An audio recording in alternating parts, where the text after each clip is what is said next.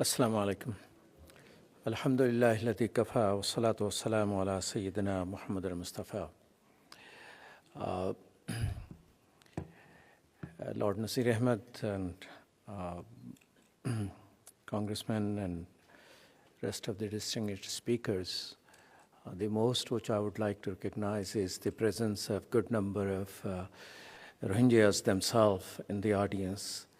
I would say, may Allah bless you, make your challenges of settling in a new country easier for you.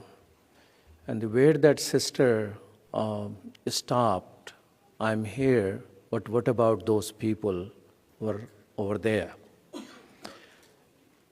And that was the phrase which I keep hearing from the people who are just 3-4 days before I met them have arrived in Indonesia. After all the story and conversation, they'll say, well, but I am here now. What about those people? So let's pray that those people are blessed with neighbors who are people of open heart and kind minds.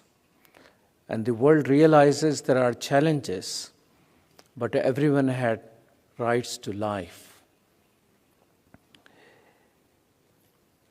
It's very easy when we are victims, or supporters of victims, do not pay attention to the humanity of the other.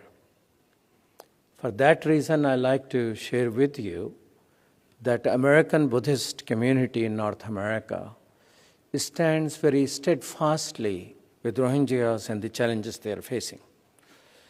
They have, each time I call, the call is not a call about convincing anyone. So just tell us what would you like us to do.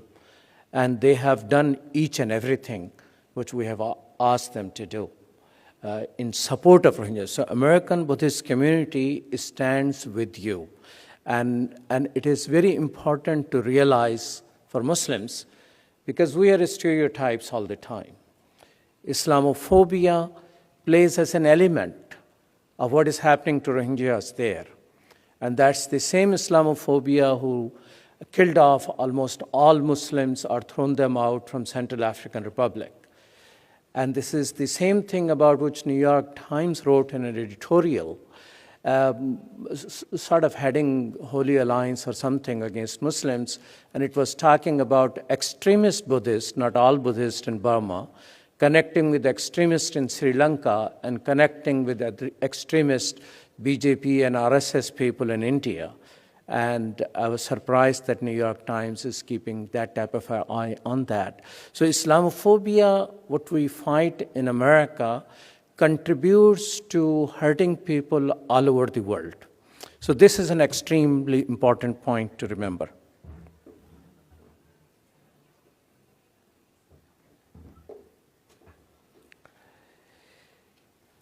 Second point I'd like to share with you is the food is a major problem. When you ask a refugee, as Congressman you might have done, why you're here? So there's nothing to eat. I cannot do a job, so I have to get out somewhere for that purpose. The calorie intake, Professor Penny Green of UK have established, they are being provided food which is at the level slightly higher than Nazi Germany. Unfortunate Nazi Germany to the people in the camps. Now United Nations have agreed to reduce that calorie count. So now they will be given food which will be lower level of calorie level than it was given to the Nazi concentration camps. So one of the requests is that we pay attention to that. And now within those 4 things they give, they have to sell that to buy fuel, they have to sell that to buy oil to cook or something of this nature. So one of the things which we'll be focusing quite a bit is that those people who are there subject to provision from the United Nations are provided that. So Burma Task Force has essentially operated on one method, and that is give us 10 minutes of your time on the daily basis. And you will have people with our brochures and sign-up sheets. So you sign up your emails. So we can all have extraordinary speeches and feel and cry, but we need to translate our passion and anger into action. How do you do that? Burma Task Force model, which is a coalition of 19 organizations, is that we give you a call once a week, sometime a little more often, but once a week only. It will take you 1 minute to read what you need to do.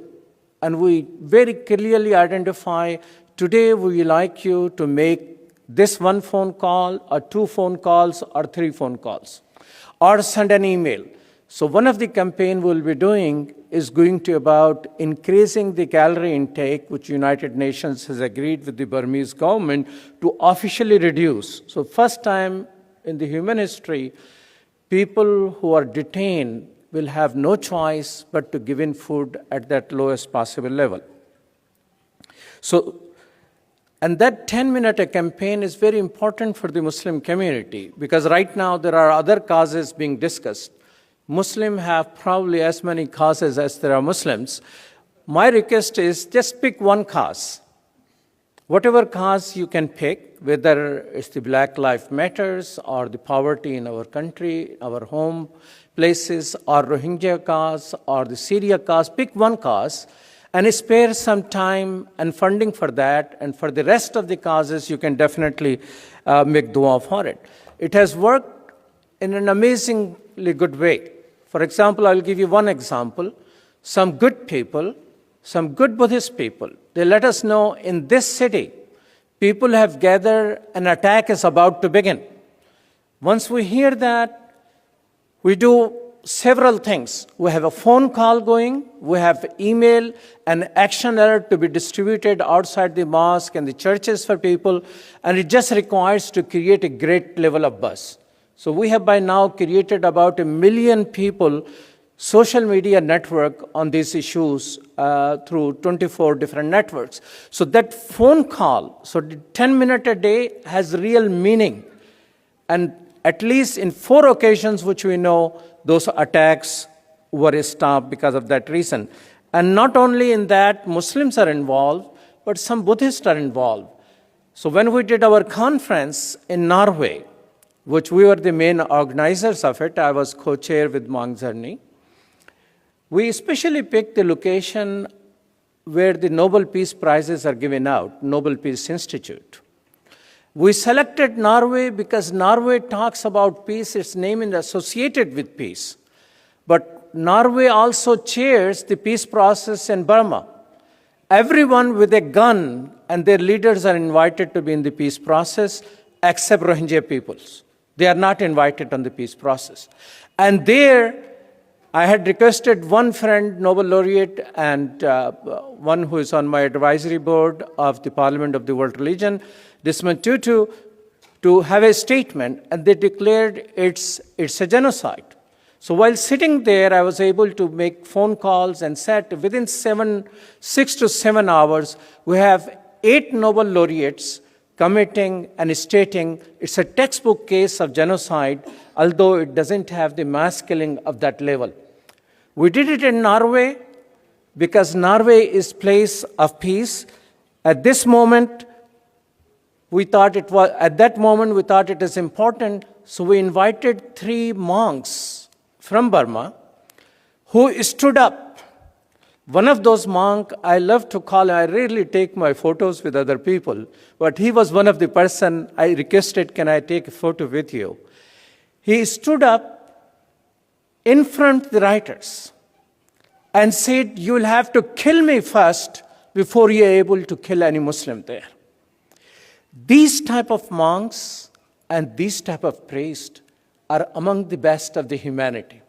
We gave them an award of a person who creates harmony among people at the Nobel Institute. All of these campaigns are built with 10 minutes a day. Give 10 minutes a day to stop genocide. I will conclude by saying, and Congressman, exactly on time, my clock is working better. that before you leave, take a brochure and sign up for 10-minute a day campaign to stop genocide. Thank you so much. Assalamu alaikum.